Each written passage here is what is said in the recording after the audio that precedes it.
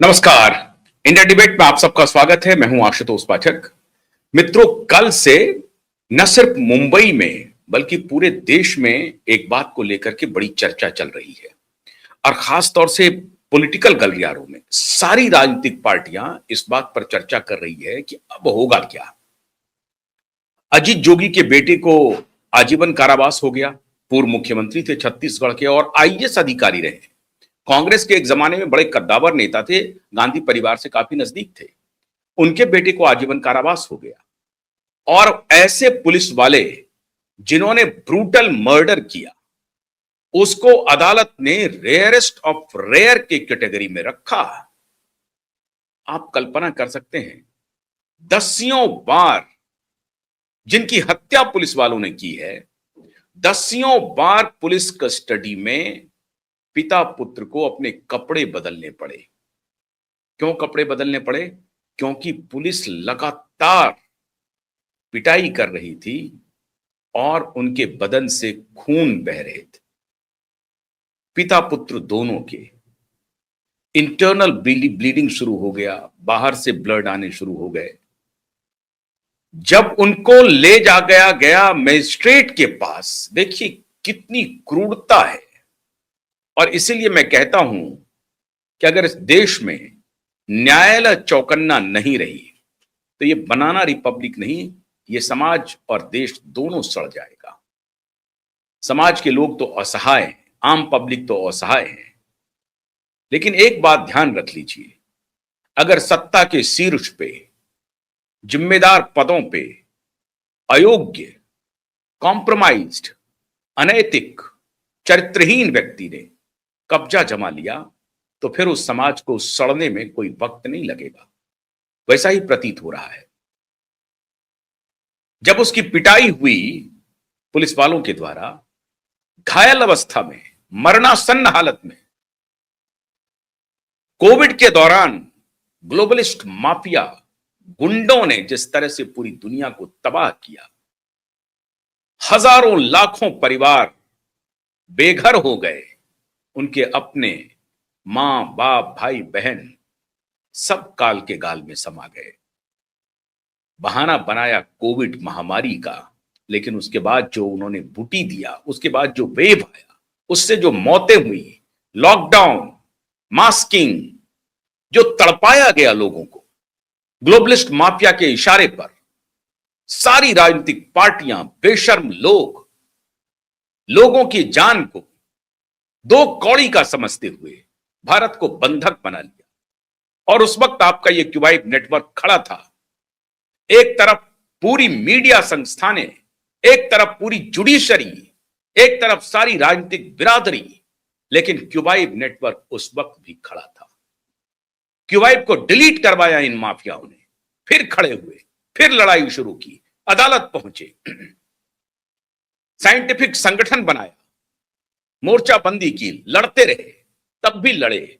आप में से हमारे बहुत सारे दर्शक, जो हमारे पुराने दर्शक हैं, वो जानते होंगे हमारी लड़ाई को। लेकिन उस लड़ाई का प्रतिफल यह हुआ कि सरकार घुटनों पर आ गई।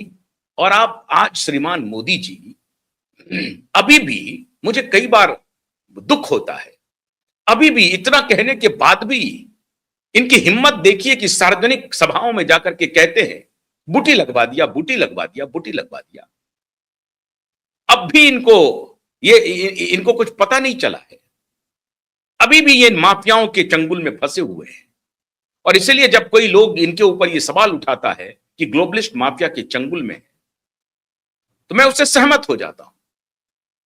बहुत सारी बातों पर मैं इनका समर्थन करता हूं, लेकिन कुछ मुद्दों पर जो इनसे पाप हुआ है, उसके लिए इनको माफ नहीं किया जा सकता, नहीं किया जा सकता। आज देखिए उसकी वानगी क्या है। मदुरई कोर्ट ने, हाई कोर्ट ने, मतलब मद्रास हाईकोर्ट का मदुरई बेंच ने निर्णय दिया। लेकिन उस निर्णय के पहले घायल अवस्था में जब पिता पुत्र को ले जाया गया मजिस्ट्रेट के पास, तो मजिस्ट्रेट ने, बेशर्म अदालतें, देखिए बेशर्म अदालतें। और आज मैं खास तौर से मुंबई हाईकोर्ट के चीफ जस्टिस से आज मैं आग्रह करूंगा कि पूरी दुनिया की निगाह आपकी तरफ लगी हुई है, पूरी दुनिया की। तारीख पर तारीख पड़ती जा रही है, पूरी दुनिया की निगाह पड़ी हुई है आपकी तरफ।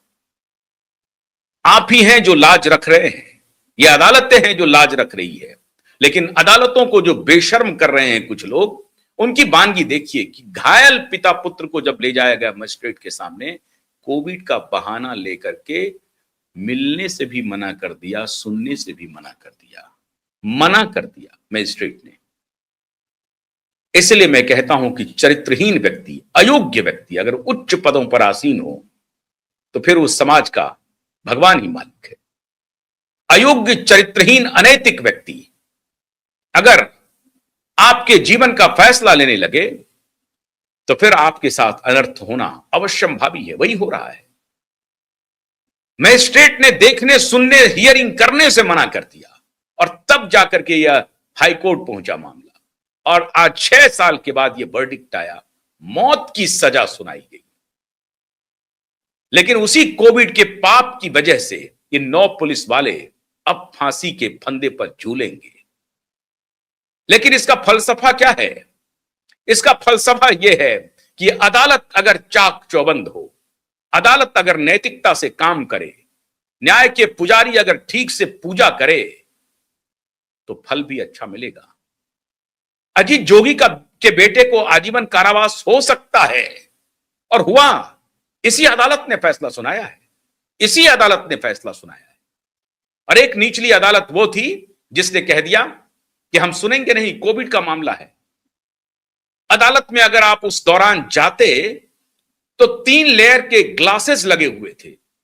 मूर्ख और वैज्ञानिक, एक तो कैरियरिस्ट डॉक्टरों ने, कैरियरिस्ट साइंटिस्टों ने, साइंटिफिक जर्नल्स ने जिस तरह से गुमराह किया पूरी दुनिया को, आज तक के इतिहास में मानवता के साथ इतना बड़ा अपराध नहीं हुआ था।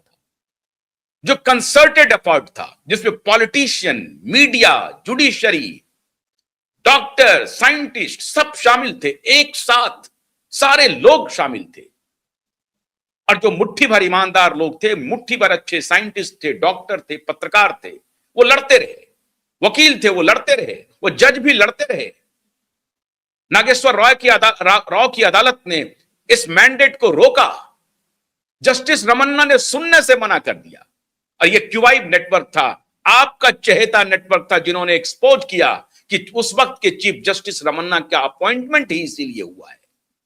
क्यों? क्योंकि जस्टिस रमन्ना का स्टेक, उनकी माता का स्टेक भारत बायोटेक कंपनी में थी। जिस भारत बायोटेक को आप और हम सभी समझते हैं कि वो तो इंडियन है, भारतीय है, नहीं है वो भारतीय। उसमें बिल गेट्स के पैसे लगे हुए। और उस कंपनी में जस्टिस रमन्ना का स्टेक था। उसी दौरान वो हैदराबाद में जाकर के, अलग अलग जगहों पे जाकर के अवार्ड दे रहे थे जस्टिस रमन्ना। उनके खिलाफ हम लोगों ने अदालत में लड़ाई लड़ी, एक्सपोज किया कि ये व्यक्ति सुनवाई नहीं कर सकते हैं क्योंकि इनका डायरेक्ट कॉन्फ्लिक्ट ऑफ इंटरेस्ट है। नहीं हुई सुनवाई। और यही चंद्रचूड़, इन्होंने कहा कि हमारे सोल्जर बहुत मजबूत हैं, हम सुन सकते हैं। आप आरोप लगाइए हमारे सोल्जर बहुत मजबूत हैं। माननीय चंद्रचूड़ जी, मामला खुल गया है आपके खिलाफ अदालत में। प्रधानमंत्री को अपने घर पर गणेश पूजा में बुलाने से काम नहीं चलेगा, कानून अपना काम करेगा। और प्रधानमंत्री आपको नहीं बचा पाएंगे। अगर आपने गलत किया है तो आप जेल जाएंगे। आप अगर पूर्व जज रहे हैं, चीफ जस्टिस रहे हैं भारत के, कुछ नहीं काम करेगा। कानून से बड़े आप नहीं है। You are not above the law. You have to perform under the periphery of law, within the periphery of law. You cannot be above the law. Therefore आप एक सामान्य व्यक्ति हैं, और अगर आपने अपराध कोई किया है, चुनौती मिल गई है, अदालत में सुनवाई शुरू है। और आज मैं ब्रेकिंग दे रहा हूं, आपके खिलाफ मामला एडमिट हो गया है मुंबई हाई कोर्ट में। तफसील से उसकी जानकारी भी दूंगा। माननीय श्रीमान चीफ जस्टिस, पूर्व चीफ जस्टिस चंद्रचूड़ जी के खिलाफ मुंबई हाई कोर्ट में मामला एडमिट हो गया है, सुनवाई हुई है। क्या क्या हुआ है वो बताऊंगा बाद में। लेकिन आज चर्चा है कि जिन पुलिस वालों को सजाए मौत मिली है, उनको देखिए कि उस मजिस्ट्रेट ने सुनवाई से मना कर दिया, फिर मामला हाईकोर्ट पहुंचा और हाईकोर्ट ने सजाए मौत दी। बर्बरता की सारी पराकाष्ठा, सारी हदें पार कर दी। मित्रों, मुंबई में शैलेंद्र नगरकर, परमवीर सिंह की नींद हराम हो चुकी है और अब नया मामला और प्रकाश में आ गया। रूपाली चाकनकर का